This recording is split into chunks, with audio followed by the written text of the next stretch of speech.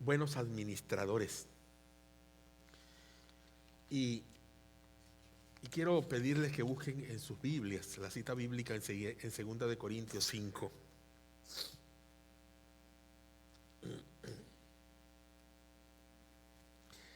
Segunda a los Corintios 5, versículo 10 específicamente. ¿Ok? Pongan su dedito allí. En 2 de Corintios, déjenlo marcado, metan el boletín, busquen algo para marcarlo y luego vayan a Efesios capítulo 4, versículos 7 al 16. Segunda a los Corintios 5, 10 y Efesios 4 al 16. Y vamos a estar trabajando, sobre todo en Efesios, pero vamos a estar trabajando con estas citas importantes que vamos luego a tocar en los grupos pequeños esta semana. Efesios 4, 7 al 16, Segunda de Corintios 5, 10. No les voy a pedir que se pongan de pie, ya estuvieron de pie bastante. Segunda de Corintios 5, 10.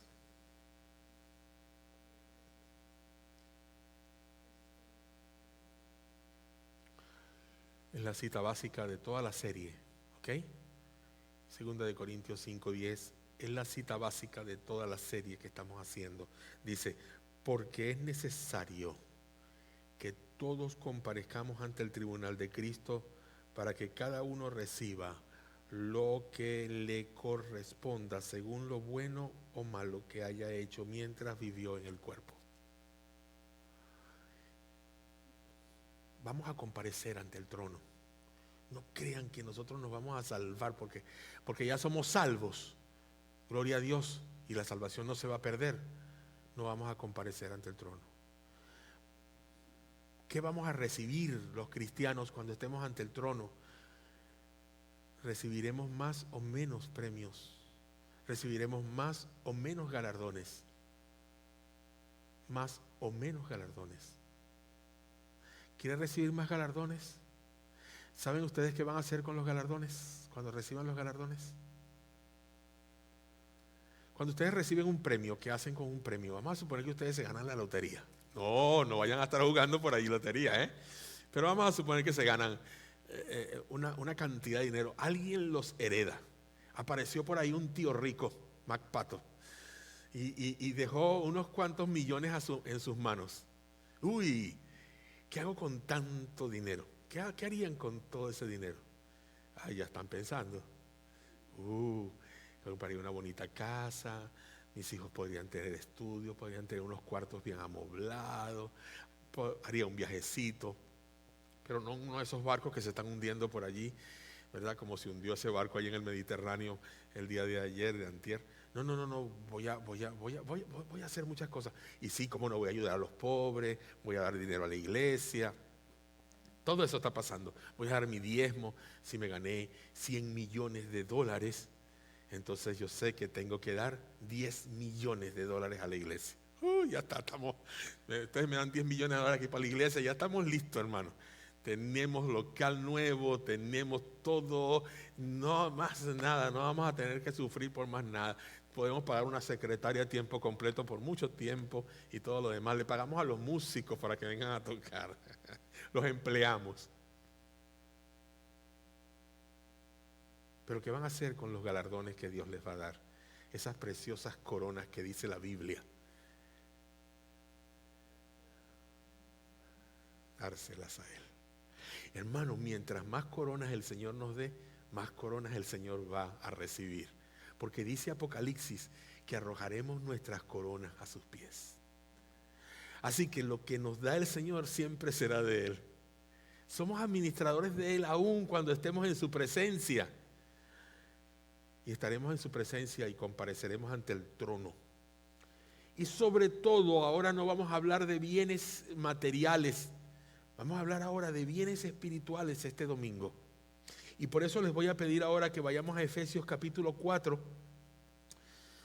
versículos 7 al 16.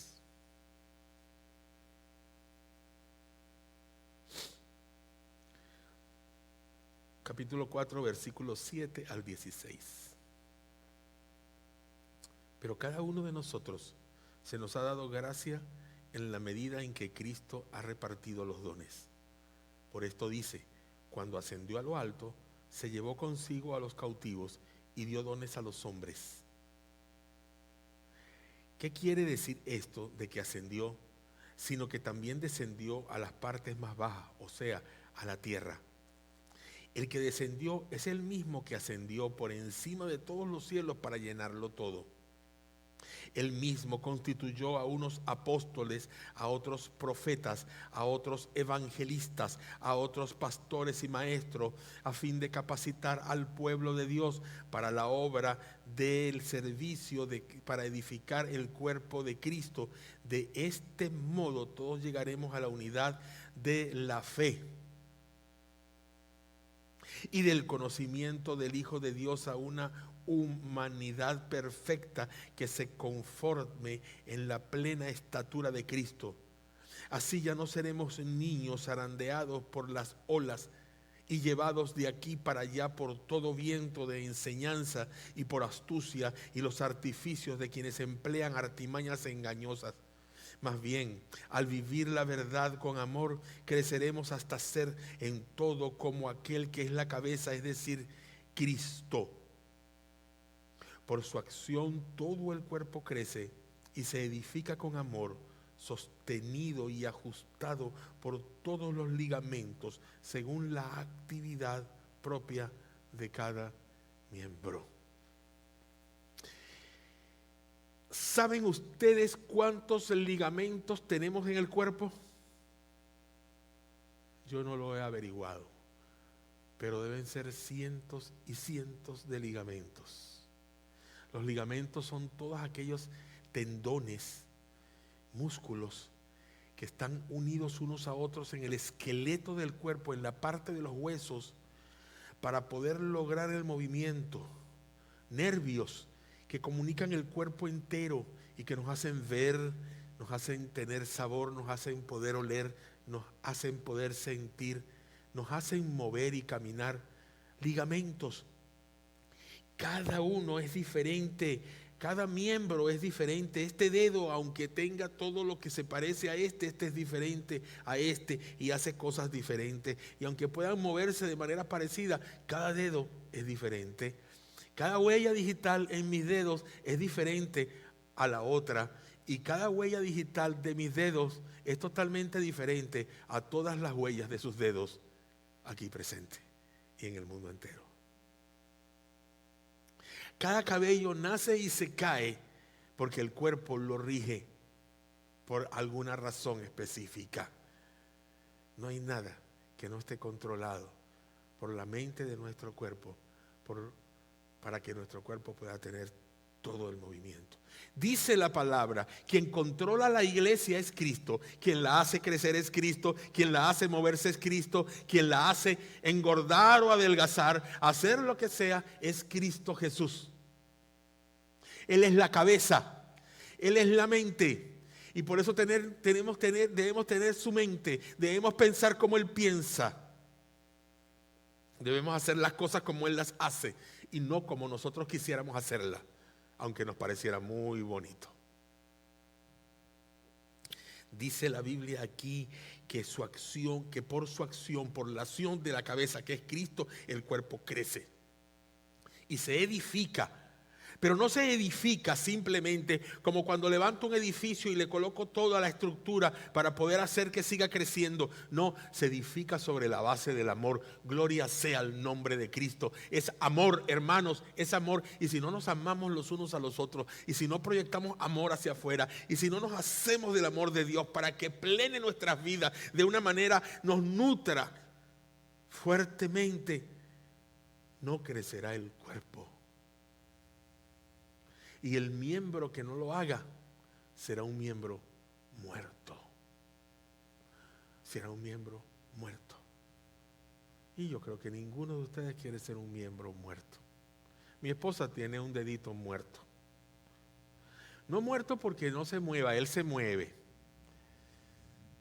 Pero uno de sus nervios se partió por un accidente y ya ella no siente nada. Ella tiene que tener mucho cuidado, no esté cocinando y el dedo esté pegado de la estufa porque no va a sentir que se está quemando. Ella tiene que tener cuidado con su mano y el médico le dijo ya por muchos años ya ella sabe cómo cuidar su mano para no lastimarse su dedito, que ella no siente en ese dedito. Queremos que todos nuestros miembros sientan y estén unidos. Que cuando alguno de nosotros esté enfermo, esté necesitado, esté sediento, esté en la cárcel, esté en cualquier circunstancia, todos los demás miembros sientan lo mismo que está sintiendo él o ella. Esa es la idea de edificarse en amor. Esa es la idea, no hay otra idea, esa es la idea. Y no solamente Cristo edifica en amor el cuerpo que crece por su propia acción, sino que lo sostiene y lo ajusta por sus ligamentos según la actividad que le dio a cada uno. ¿Cuál es tu don? ¿Cuál es tu actividad? Si tú estás aquí y si el Señor puso en tu corazón el que tú estés aquí, es porque hay algo que tiene que pasar contigo aquí. Tú no estás aquí solo para venir el domingo y escuchar un mensaje, porque si dado el caso, más adelante se te necesitara para que durante este tiempo estuvieras en otro lugar de la iglesia atendiendo otro ministerio, no estarías escuchando el mensaje de hoy y tendrías que meterte en internet, que por cierto la página ahorita está stand-by porque hay problemas con la página y tenemos que arreglarla y por eso no se ha hecho nada. Y no vas a recibir sino por internet el mensaje, no lo vas a poder escuchar. O tal vez vamos a hacer más adelante, pero hay que comprar un aparato que cuesta como $3,000 para reproducir los CD, y se pudieran reproducir los CD al terminar el servicio y cada uno poderse llevar un CD con el mensaje predicado. Pero hay que comprar el aparato y hay que esperar un tiempito para eso.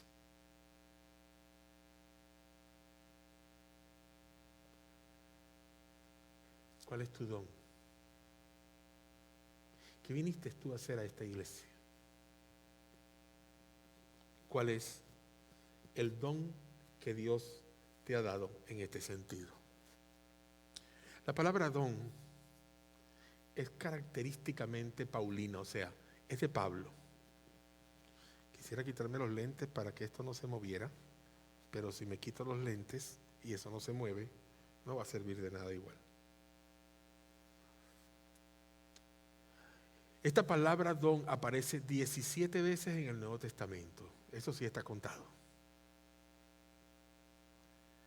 16 veces aparece en las cartas de Pablo y una sola vez aparece en una epístola, en la primera epístola de Pedro. Y se usa en varios sentidos.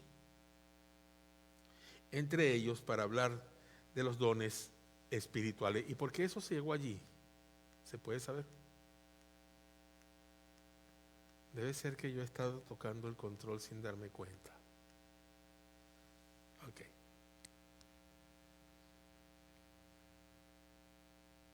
Siempre ha existido la tendencia, hermanos y hermanas, de confundir la palabra don con talento. Y son dos cosas diferentes. Talento significa dotes especiales que usted tiene porque los ha aprendido desde que nació o desde que tuvo uso de razón. Esos son sus talentos. Lo que usted hace en el trabajo, cuando usted cocina o no cocina, cuando hace alguna otra cosa. En fin, sea lo que fuere, manualidades, lo que sea, ese es su talento. Y algunos explotan su talento. Lo que saben hacer, lo ponen al servicio de la gente bajo un costo especial y ganan dinero con ello. Usted sabe coser. De repente, si usted sabe coser, usted dice, no, yo me voy a poner a hacer trajecitos para niñas de fundas de almohada. Y le dicen a Sharon que les diga cómo se hace un trajecito para niña de funda de almohada. Y usted empieza a hacer trajecitos para niña de funda de almohada y se va por las tiendas y las coloca y los vende. Y empieza a ganarse un dinerito con eso. Y los trae a la iglesia para regalárselo a las niñas de la iglesia.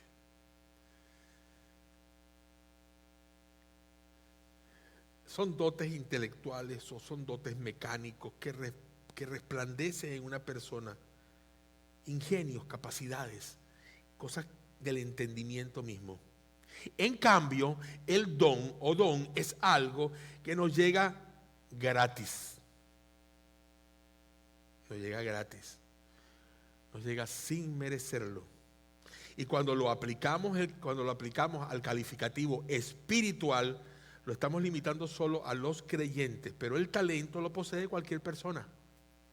Los dones espirituales solamente lo tienen los que han recibido a Cristo como su único y suficiente Salvador. Así que no diga que un pianista, ay, ese pianista que toca allí, tan bonito que toca el piano, tiene un don maravilloso para tocar el piano.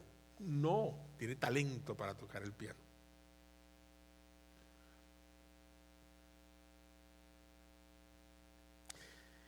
Quisiera que contestáramos hoy 3 preguntas que yo considero muy importantes en cuanto a los dones espirituales y que van a ampliar nuestro conocimiento en cuanto a la mayordomía de esos dones, el cuidado de esos dones, la administración de esos dones.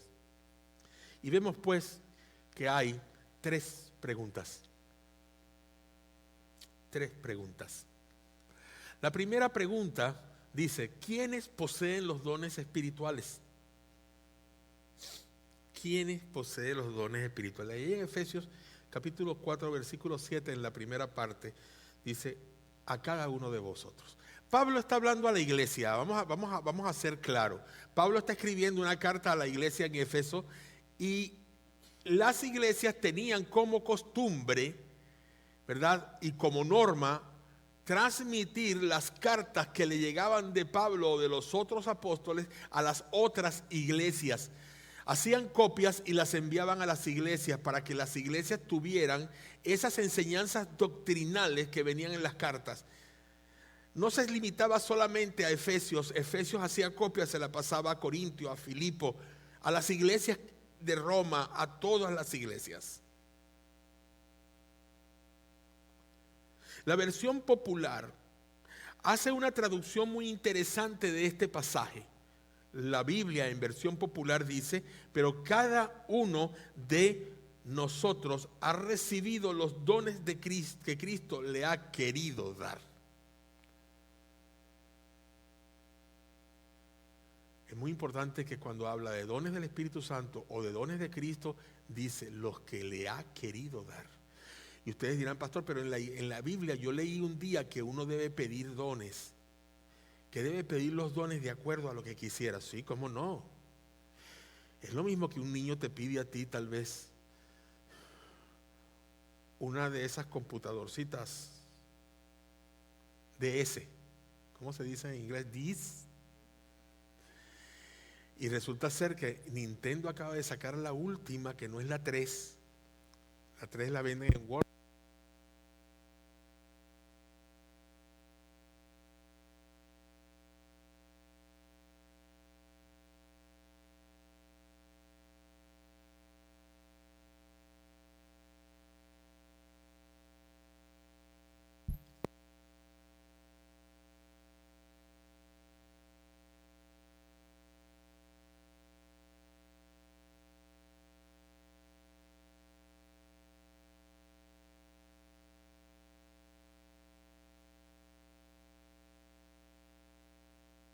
Oh, Jeremy, no te preocupes. ¿Tú no paraste el CD? Ok.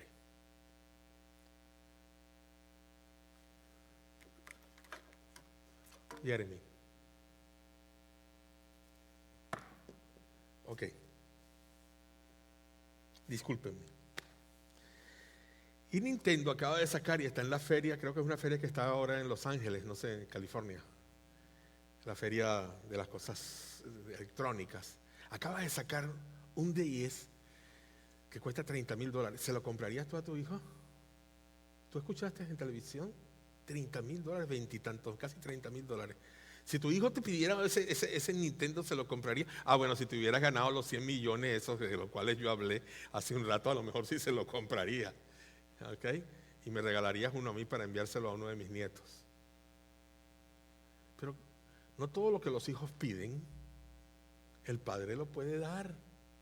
Y aun cuando esté al alcance, si el niño no está en ese momento, no tiene la edad para recibir lo que él está pidiendo, o no se ha portado bien y no se lo merece en ese instante, el padre tiene que decírselo, o no se lo dice y simplemente no se lo da. Así pasa con los dones, hermanos. Usted puede pedir todos los dones, o puede pedir uno de ellos, el que sea, y es la voluntad de Dios si se lo da o no se lo da. Voy a cambiar este micrófono. Ok. Pablo expone que cada creyente en Cristo es un participante y receptor de esta gracia. Es un participante y receptor de esta gracia divina que necesita. A cada uno de nosotros fue dada la gracia, dice el don. La gracia es el don. Todo don que el cristiano posee es, hermanos míos, por gracia de Cristo, porque Dios quiso que así fuera y se lo da por gracia. Y si Dios se lo dio, ejecútelo, ejérzalo, no lo esconda. Póngalo en las manos del Señor. Haga que ese don se desarrolle. Cada miembro de la iglesia tiene algo que realizar y para llevarlo a cabo se le otorga una participación en la gracia inagotable de Cristo. ¡Qué precioso! Usted tiene algo que hacer en la iglesia, ¿sabe, hermano? No es venir solo los domingos a llevarse la información importante de la palabra. Usted tiene que hacer algo en la iglesia. Lo primero que usted tiene que hacer en la iglesia es algo que Dios nos puso a todos los cristianos. Es un don especial y todos los tenemos. Tú lo tienes, aunque tú creas que no. La predicación del evangelio.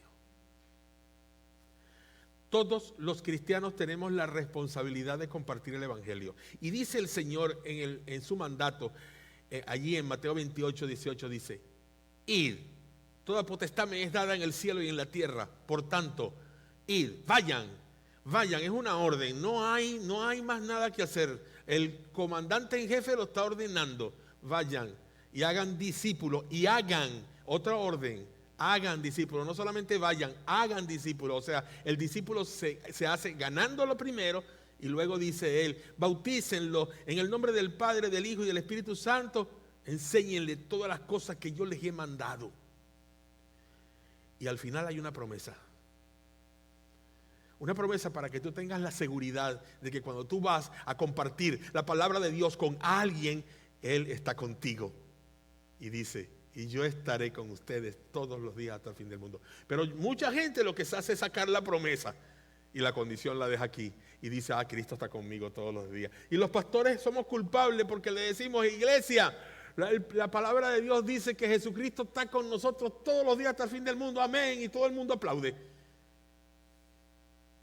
Él solamente te está diciendo que va a estar contigo todos los días hasta el fin del mundo cuando tú lleves el evangelio para respaldarte, para ayudarte, para que tú puedas comunicarle el evangelio a la otra persona y lo puedas persuadir, porque convencer nunca lo vas a convencer, eso le pertenece a Él, y Él pone el Espíritu Santo para que convenza a la persona de pecado. Llevar el evangelio tiene dos cosas importantes. Una, contarle a los demás lo que hizo Cristo conmigo. Y eso lo sabes tú. Y lo que ha hecho contigo. Y luego decirle a la gente que tú tuviste que arrepentirte de tu pecado. Y que todo el mundo tiene que arrepentirse del pecado, porque el pecado es malo. El pecado ofende. El pecado repugna a Dios. A Dios le repugna el pecado. No le gusta. Es como si oliera algo muy feo, muy fétido. A Él no le gusta el pecado. Y saben que tanto repudia a Dios el pecado que dio a su Hijo para que muriera en lugar de nosotros. Tanto repudia a Dios el pecado y la maldad de nuestras vidas que Él mismo entregó a su Hijo a la muerte, porque Él odia el pecado.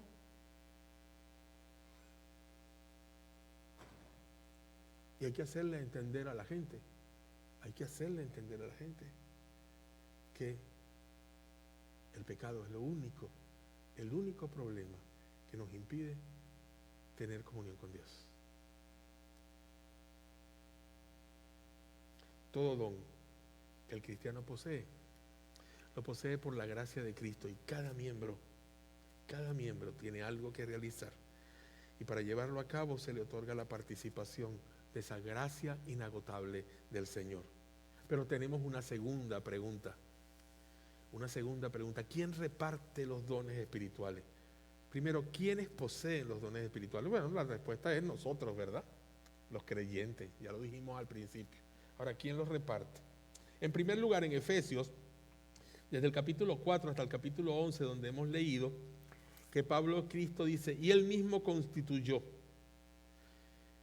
En estos versículos Pablo quiere dejar bien sentado que Cristo es el dador de los dones espirituales.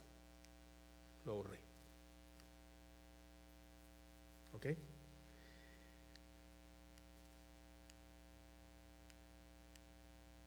Ok. Que Cristo es el dador de los dones espirituales. Dice en 1 Corintios capítulo 12, versículo 11, todo esto lo hace el mismo y único Espíritu, quien reparte a cada uno según Él lo determina. Así que Cristo y el Espíritu Santo.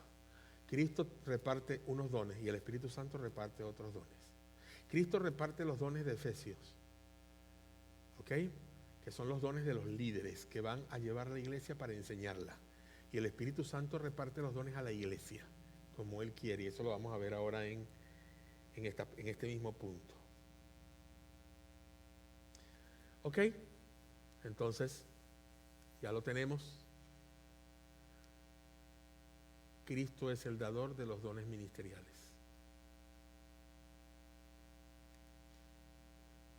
Y debemos usarlo como Él lo requiera. Estamos claros en eso, ¿verdad? Hemos aprendido eso hasta ahora. Cristo es el dador, debemos usarlo como Él lo requiera, ¿ok? Cristo es el dador. En este versículo Pablo quiere dejar bien sentado que Cristo es el dador de los dones ministeriales. Los puntos principales de esta cita son la ascensión victoriosa de Jesucristo. Él ascendió, dice en esta cita, cuando ascendió a lo alto, ¿ok? Él distribuyó dones a los hombres, dice, se llevó consigo a los cautivos, se nos llevó a nosotros con Él, estamos sentados con Él. Hermano y hermana, escuchen esto, usted ya está con Cristo allá sentado, yo estoy ya con Cristo sentado, ya tenemos un sitio. Él dijo, yo voy a preparar lugar para vosotros, y sabemos que estamos ya sentados con Él en gloria. Eso es una garantía, y diga amén, diga gloria a Dios, hágalo. Dígalo, gloria a Dios, repítalo, con voz alta, con alegría, no como si eso simplemente usted lo está diciendo porque el pastor se lo dice que lo diga. Dígalo porque es así, diga gloria a Dios, estoy con Cristo sentado en los cielos.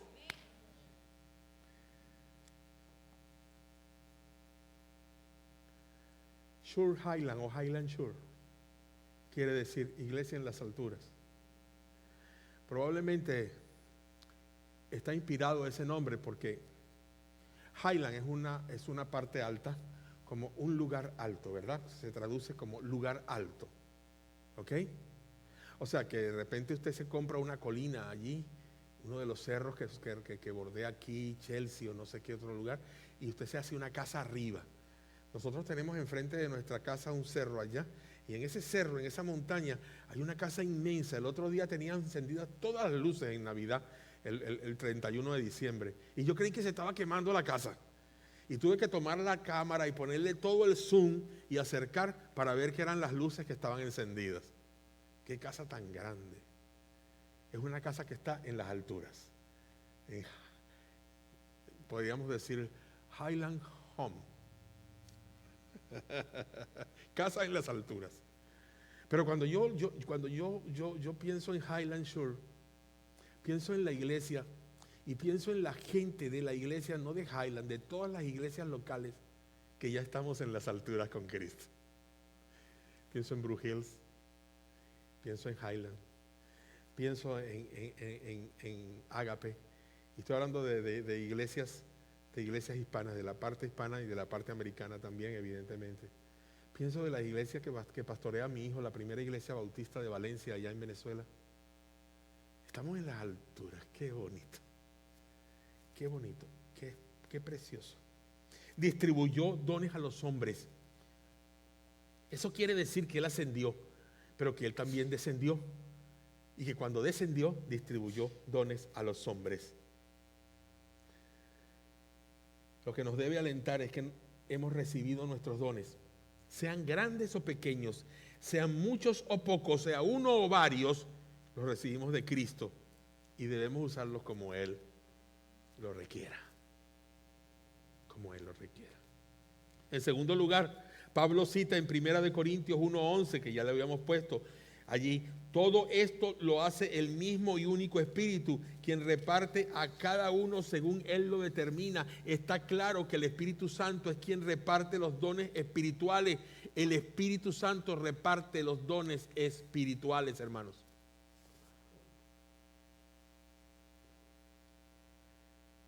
Dones espirituales dones se escribe carisma, o sea, se lee carisma en griego. Se escribe de otra forma. En algunos casos se dice carisma. Carisma. ¿Sabe qué significa carisma? Significa agradable. Significa hacer un favor. Los dones están hechos para que agrademos. Los dones están hechos para que hagamos el servicio.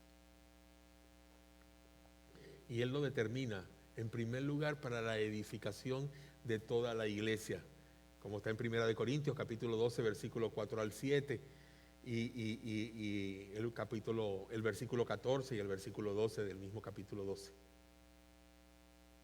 Y en segundo término, la persuasión de los incrédulos. Él nos prepara, hermanos míos, para que nosotros, con el don de la evangelización que todos los tenemos, vayamos y persuadamos, hagamos persuasión a los incrédulos con la palabra de Dios. ¿Cuáles son entonces ahora? La tercera pregunta. ¿Cuáles son los propósitos de los dones espirituales? ¿Cuáles son los propósitos de los dones espirituales?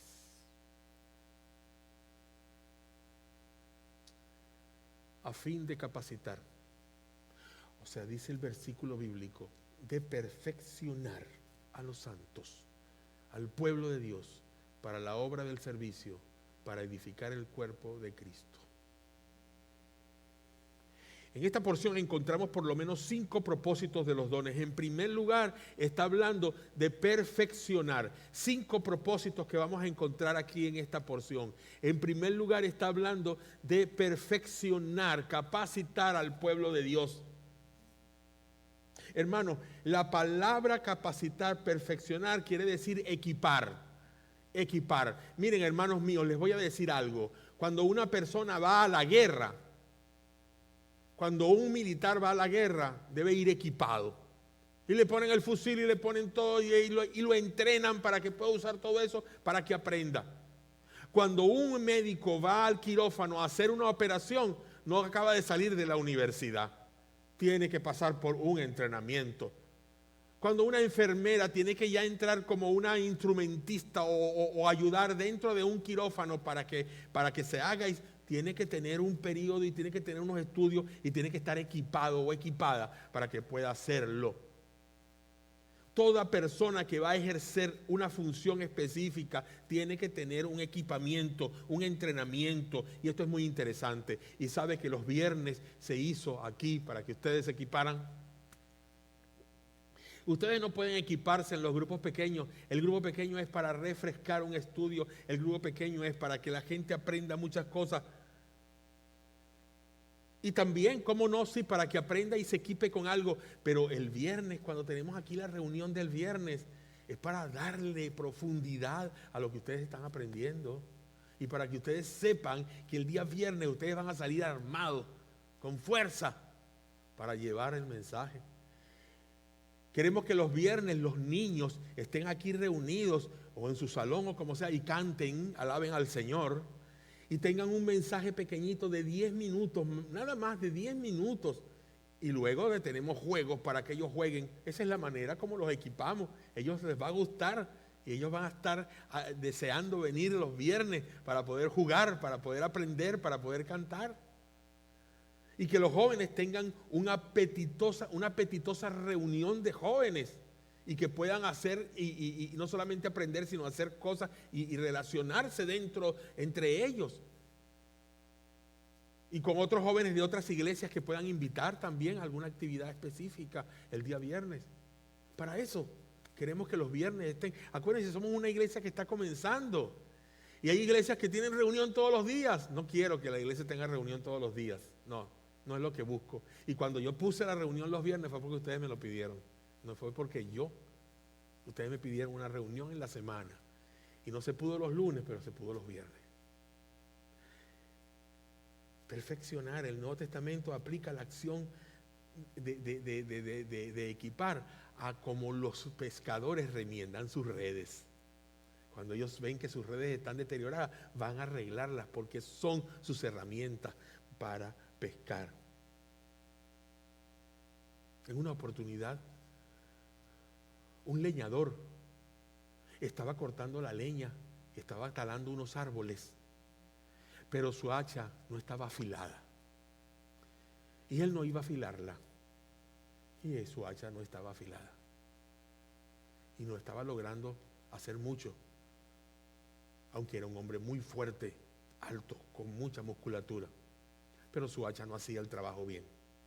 Una persona que lo estaba observando se acercó y le dijo: si tú afilaras tu hacha con frecuencia mientras estás trabajando, tendrías mejores resultados, tardarías menos en hacer el trabajo y lograrías mucho más. ¿Por qué no afilas tu hacha? Porque no quiero. Esa fue su respuesta. No quiero afilar mi hacha. Pierdo tiempo cuando voy a afilarla. Y así fue. Su trabajo fue inútil. No hizo lo que tenía que hacer. Hermanos, tenemos que afilar nuestras hachas con la palabra de Dios, con el aprendizaje de la palabra, con la oración y con una buena comunión con Dios en obediencia a Él.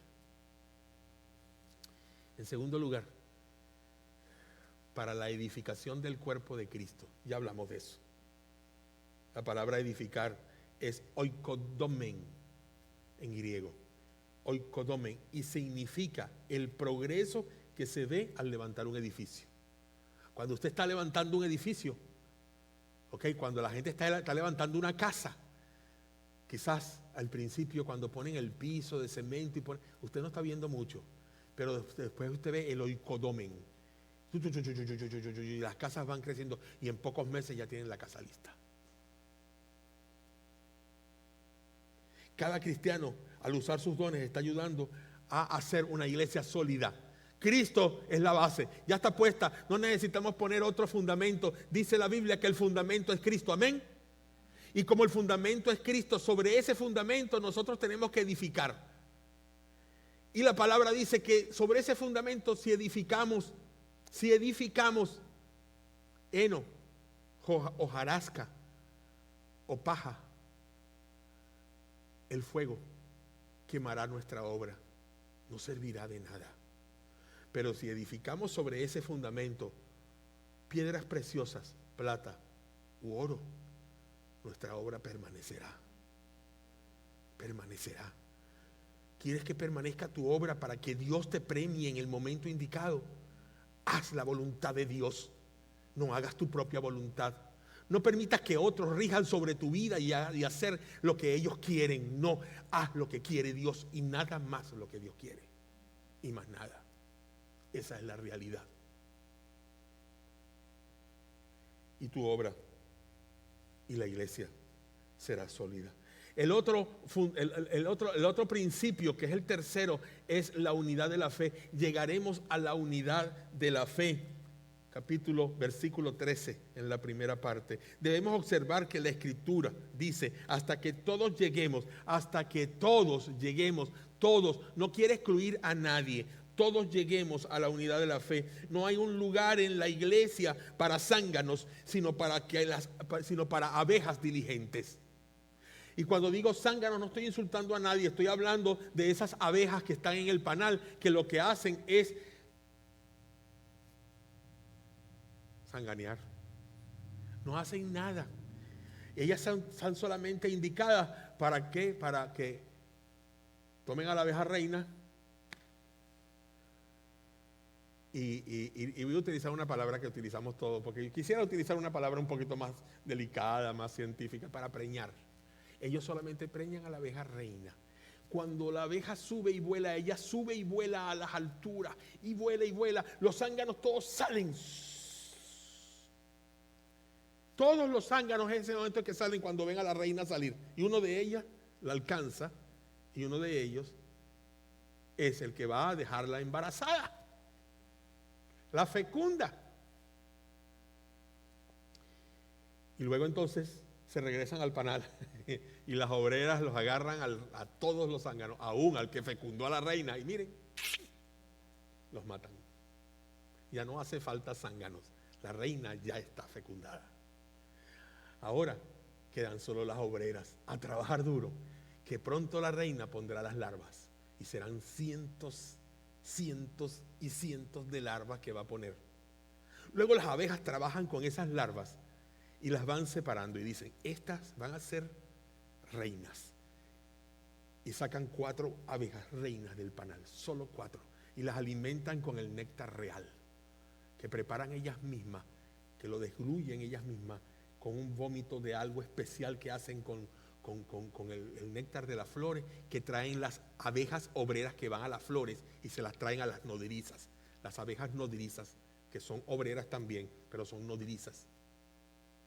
Ellas van a alimentar esas larvas con eso y tienen que estar dándole todo el tiempo, no pueden dejar de alimentarlas. Esas larvas tienen que comer y comer de eso. Las otras abejas obreras están trayendo al panal la miel que se va, el néctar que se va a hacer. Otras están trabajando en el panal con sus alas para mantenerlo frío, para que el panal con el calor no vaya a derretirse. Y ven que tienen todas una función, están trabajando todas. Los zánganos, miren. Pero las mismas abejas obreras dicen, estas otras abejas van a ser zánganos, y las alimentan con otro alimento hecho por ella misma para que sean zánganos. Ellas definen quiénes serán los zánganos, quiénes serán las obreras y quiénes serán las reinas. Cuando las 4 reinas nacen, ellas rodean a las 4 reinas y las ponen a pelear. Y queda una sola. Esa será la reina. Les cuento todo esto porque les acabo de hablar que el Señor no quiere zánganos. Él no nos va a liquidar. Él no va a agarrar y nos va a liquidar. Pero sí nos va a disciplinar. Nos va a disciplinar.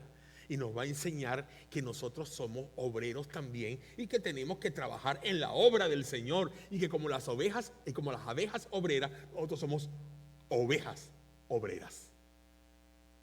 No podemos parar. Tenemos que trabajar en la edificación del cuerpo de Cristo, en la unidad de la fe, hasta que todos llevemos. No debemos permitir que se formen partidos dentro de la iglesia o grupos dentro de la iglesia. Ahí está en 1 Corintios 1:12, está reprendiendo Pablo a la iglesia, porque hay partidos, hay cosas que no se pueden hacer. Somos un cuerpo y mi cuerpo no se divide. Y esta pierna no le dice a este brazo, no le hagas caso al otro brazo, o no le hagas caso al cerebro, hazme caso a mí.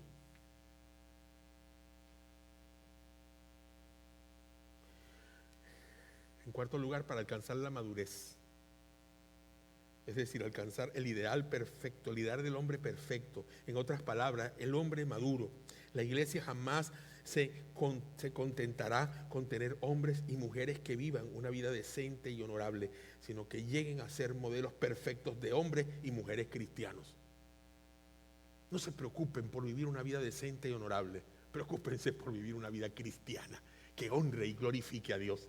Ya es todo. Es lo mismo que tú digas, tengo que observar los 300 y tantos mandamientos que están en el Antiguo Testamento. Dios los hizo para que los observáramos. Pero esos mandamientos es imposible, aún ni siquiera los 10, que son esos preceptos importantes que Dios dio como base para todo lo que Moisés escribió en cuanto a los mandamientos. Pero Él solamente dice, amaos los unos a los otros. Eso es suficiente. Ya con eso observo toda la ley. ¿Se dan cuenta qué sencillo nos lo hizo el Señor Jesucristo? El hombre perfecto es el hombre adulto. El hombre perfecto es el hombre maduro espiritualmente. La mujer perfecta es la mujer madura y adulta espiritualmente, en contraste con un niño. Y eso es el otro. El otro punto es para que ya no seamos niños fluctuantes. O sea, vacilantes, indecisos, dudosos, inseguros. En toda la iglesia hay, hermanos míos, quien necesita protección. En toda la iglesia vamos a encontrar personas que necesitan protección. ¿Ok?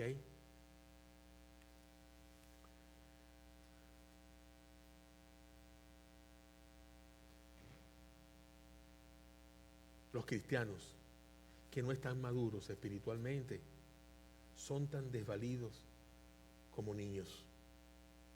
Y los niños necesitan ser defendidos. Primera de Corintios 3, 1 al 4.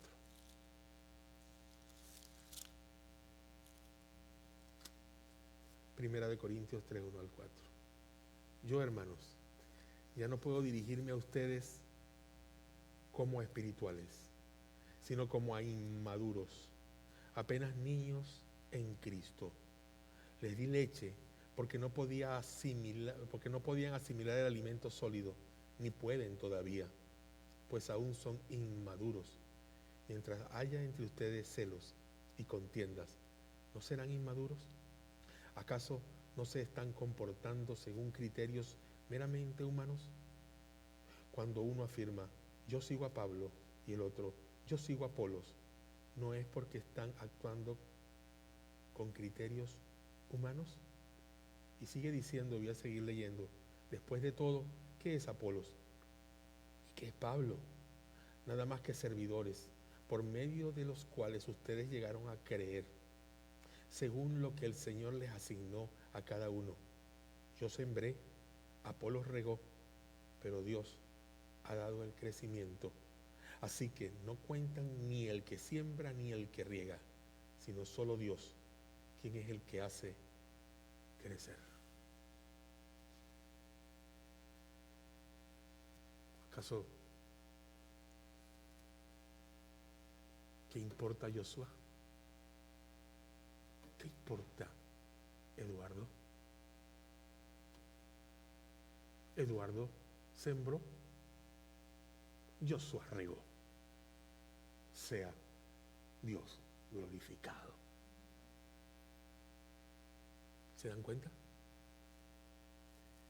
Así que en la iglesia hay gente que necesita protección, gente que está en peligro de fe.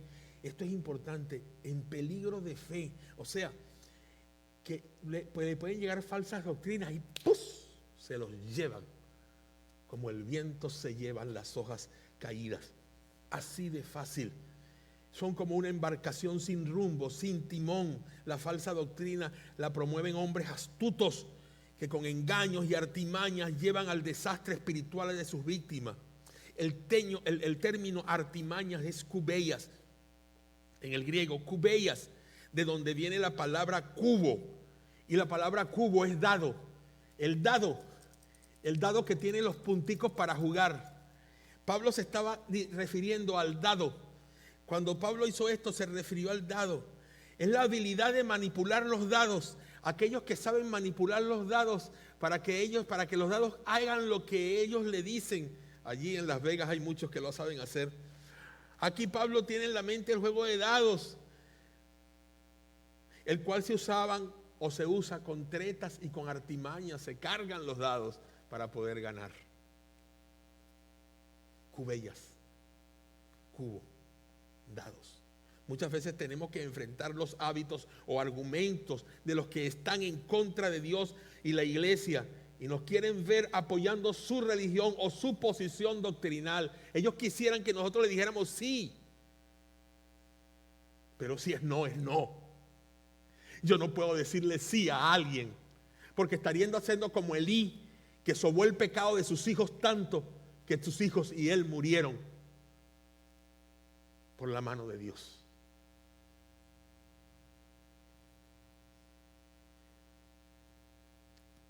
En contraste con estos, la iglesia tiene, hermanos míos, tiene que practicar la verdad. Pero siempre, como dice en 1 Corintios 13, todo el capítulo, y léanlo en casa, en el contexto del amor. Del amor. Pablo usa otra imagen. Un cuerpo solo puede ser sano, capaz y eficiente cuando cada una de sus partes se integra y coordina enteramente cuando se aman, cuando nos amamos.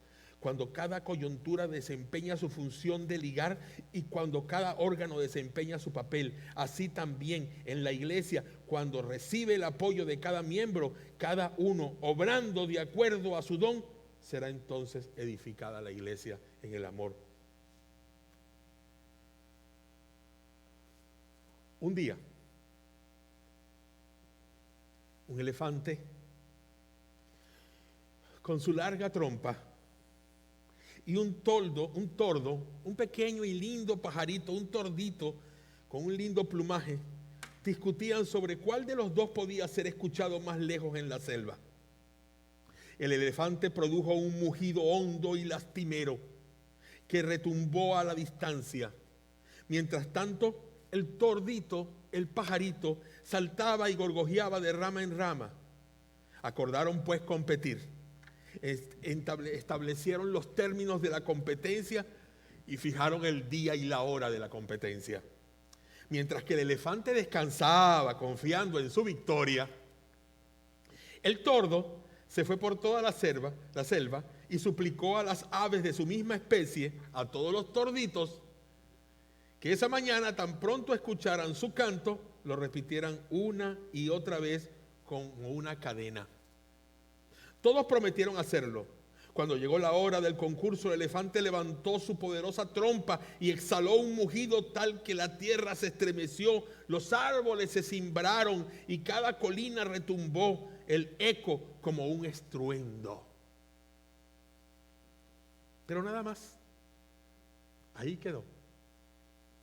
Tan pronto el elefante terminó, el tordo se paró en su rama, llenó su minúsculo pecho y empezó a cantar en todos los lugares y en todas las direcciones. Empezó a escucharse su canto, que se transmitía como una cadena por los demás tordos, de manera que cuando los jueces del concurso preguntaron hasta dónde se había escuchado el sonido de cada animal, encontraron que no era el eco, sino la misma voz del tordo, que se había oído más allá que la del elefante. El tordo lo logró con la cooperación de toda su especie. Amados hermanos, tengo en este momento mi piel erizada, porque estoy pensando en que el mensaje de Jesucristo, cuando empecemos nosotros y tomemos nuestra responsabilidad de que lo compartamos, de que discipulemos a otros, no se detendrá jamás. Irá por toda la tierra. Yo puedo hacer una campaña evangelística en este lugar de 3 días y no alcanzará nuestra voz más de lo que las cornetas, los baffles que pongamos afuera al exterior puedan alcanzar. Y algunos escucharán el ruido y dirán, ¿qué será eso? Pero si hoy ustedes salen de aquí con el propósito de empezar a discipular, ustedes ganarán. Otros que harán lo mismo, y otros que harán lo mismo que esos, y otros que harán lo mismo. y lo mismo. Y no se detendrá. Hay una variedad interminable de formas de servir a Dios. Y todos los creyentes podemos usar cualquiera y cada una de esas formas. Pero algo les voy a decir. Está la televisión, está el internet, están los libros. Pero nada va a superar a usted. Nada va a superarlo a usted, hermana y hermano presente. Muchas gracias, Señor. Muchas gracias por tu palabra. Ahora nos pondremos de pie para alabarte, pero no sin antes, Señor, pensar que esta alabanza es mi compromiso, es mi voz que se levanta al cielo para decirte a ti que estoy pleno y dispuesto para servirte en todo tiempo. En Cristo Jesús. Amén.